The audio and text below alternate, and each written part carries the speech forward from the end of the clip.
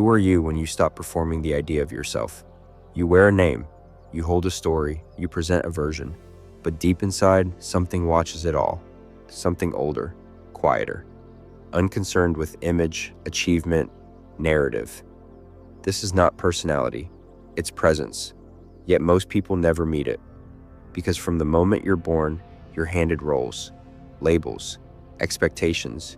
You learn to be good, to be strong, to be smart, to be wanted. And each identity becomes a mask, a strategy for survival.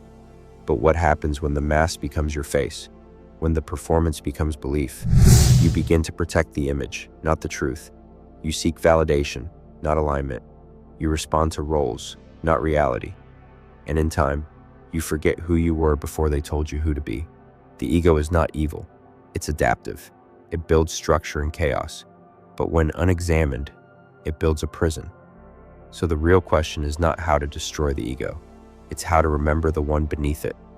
If this part made you pause and ask what parts of you are performances, comment.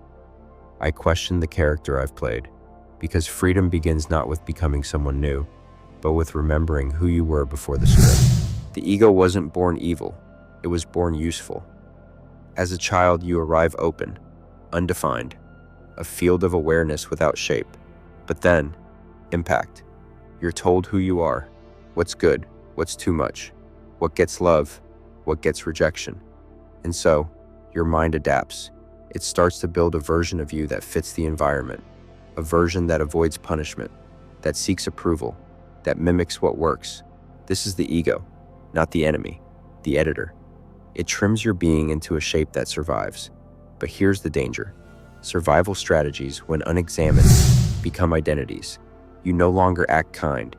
You believe you are the kind one. You no longer act smart. You fear not being the smart one. The ego becomes rigid, defensive, addicted to control, because its entire job is to protect the mask it built in a world it didn't trust. And the more threatened it feels, the more it tightens, until eventually, you stop being the open field and become the role. If this part made you recognize how much of you was built for approval, comment. I see the function before the fixation, because the ego was meant to serve the soul, not replace it. The ego doesn't just live in thoughts, it lives in your body. The tension in your jaw when someone disagrees with you, the spike in your heart when you're not praised, the tightening of your shoulders when you feel unseen. These are not random reactions, they're contractions, defensive reflexes of the constructed self. The ego is subtle. It doesn't always shout. Sometimes it whispers. I need to explain myself. I need to win this. I can't let them think I'm weak. I have to be right. But it's not your soul speaking. It's the mask protecting itself. And the more unconscious these responses become, the more real they feel. You start to say, that's just who I am. But it's not. It's who you became to feel safe. This is why awareness matters. Not to shame the ego, but to notice its grip. Because every time you defend an image, you lose contact with essence. And essence doesn't fight. It observes. It listens. It breathes. If this part helped you notice your ego and the body's tension and the mind's urgency, comment. I soften where the ego tightens. Because truth doesn't contract, it expands. To detach from the ego doesn't mean to erase yourself. It means to stop confusing the role with the reality. You still have a name, a voice, a face, but you're no longer fused with the performance. You don't react, you respond.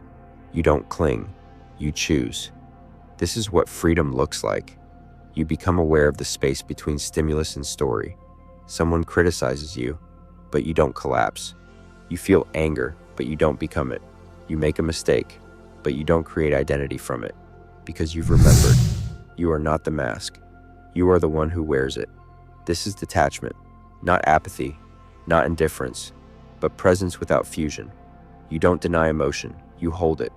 You don't destroy identity, you loosen its grip. And in that loosening, you rediscover something deeper, not smaller, but quieter. If this part helped you feel the difference between presence and performance, comment. I return to the one behind the mask, because detachment isn't disconnection, it's sovereignty. Most decisions aren't choices, they're reactions. The job you take to prove your worth, the partner you chase to avoid loneliness, the post you make to be seen.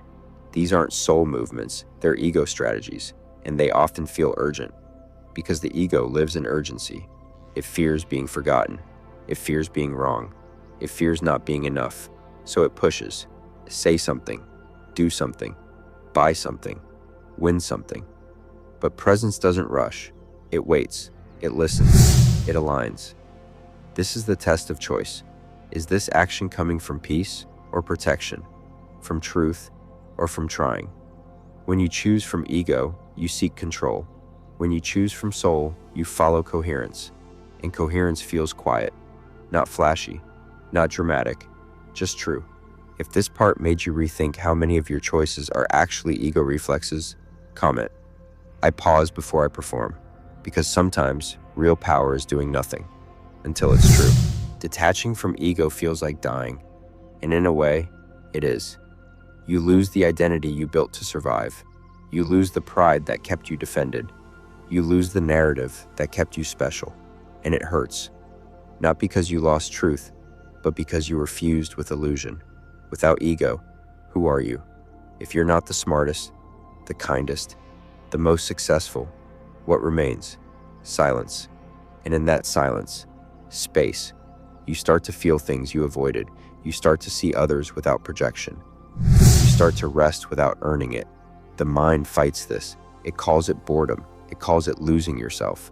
But it's not loss. It's return. Because beneath the persona, beneath the identity, there is awareness. Unshaped, untouched, uncompromised.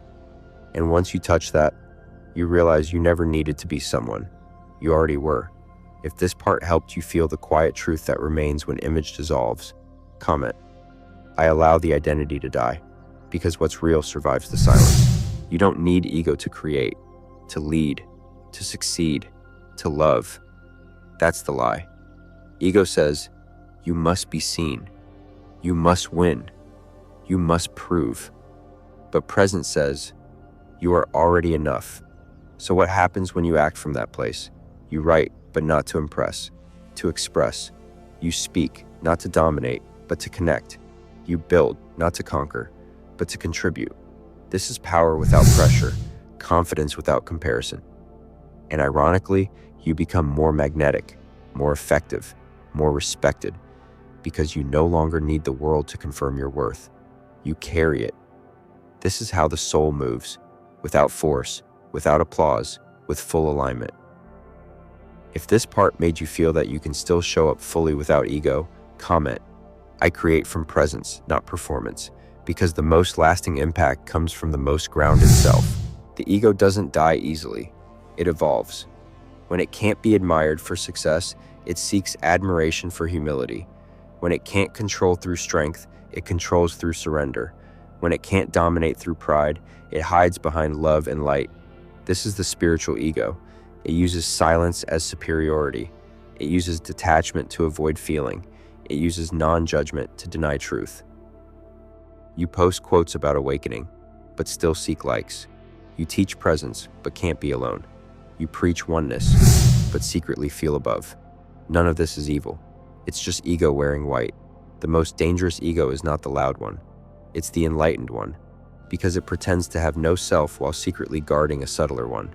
True presence has no need to be seen as present. It just is. And the moment you believe you've transcended ego, you're probably inside it. If this part helped you spot the ego hiding behind purity, comment. I stay suspicious of my own performance, because even awakening can become a costume. You don't kill the ego, you witness it until it softens. And the witnessing starts small. A breath before a reply, a pause before a post, a moment of inner check-in. Am I doing this to express or to prove? Am I saying this from clarity or from fear? These questions cut through illusion, and slowly, the space between impulse and action widens. You stop defending what's not threatened. You stop correcting what doesn't matter. You stop performing when no one asks for a show. And in that silence, you start to feel you. Not the you they trained, not the you sell, the you that breathes without effort, the you that doesn't need an audience. This is the daily practice: observation, compassion, adjustment. Not perfection, presence. If this part helped you feel the power of small inner choices, comment. I choose presence over image, because the ego tightens to survive, but the soul expands to live. When ego fades, you don't disappear, you reappear. The noise quiets, the hunger settles, the mask softens, and what remains is awareness. Not a thought, not a role, not even a feeling, just a presence. Simple, stable, unshakable. You walk into a room and no longer need to be seen. You speak without trying to be heard. You act without seeking approval. And in that simplicity, you feel more real than you ever did in performance. This is the paradox. You lose your identity, but gain yourself. Because who you truly are was never loud. It was waiting, beneath achievement, beneath trauma, beneath the character. It doesn't need to be special. It is.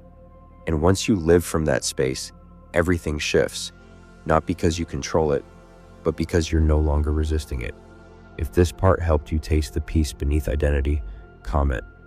I trust the quiet that remains, because what's real never needed a shout. The ego was never meant to be your master. It was meant to be your tool. Like fire, it can warm you or burn you.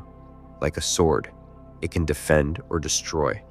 The problem isn't ego, it's identification. The moment you think you are it, you become its slave. But what if you let the ego structure your focus, but not your identity? You let it organize effort, but not define worth. Then it becomes servant, useful, efficient. You speak when needed, without overcompensating.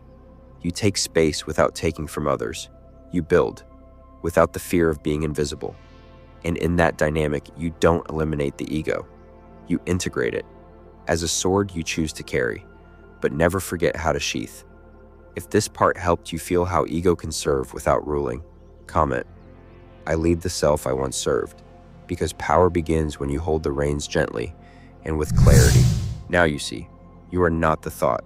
You are the witness, not the role, but the rhythm beneath it, not the mask, but the breath that moves through it. Ego was loud, but it wasn't true. It was clever, but it wasn't wise. And now, you've remembered something quieter, a presence that doesn't need to prove, a self that doesn't collapse under judgment, a voice that speaks only when there's something real to say. You don't need to be seen anymore, because you finally see yourself, not as an identity, but as a field, spacious, unshaken, unimpressed by praise and untouched by shame. You are not what they called you, not what you achieved, not what you failed to become. You are what remains when the performance ends. And from here, you live, not to become someone, but to be what you already are. If this journey helped you meet yourself beyond the mask, comment. I return to the quiet that never left, because the true self was never far, just unheard.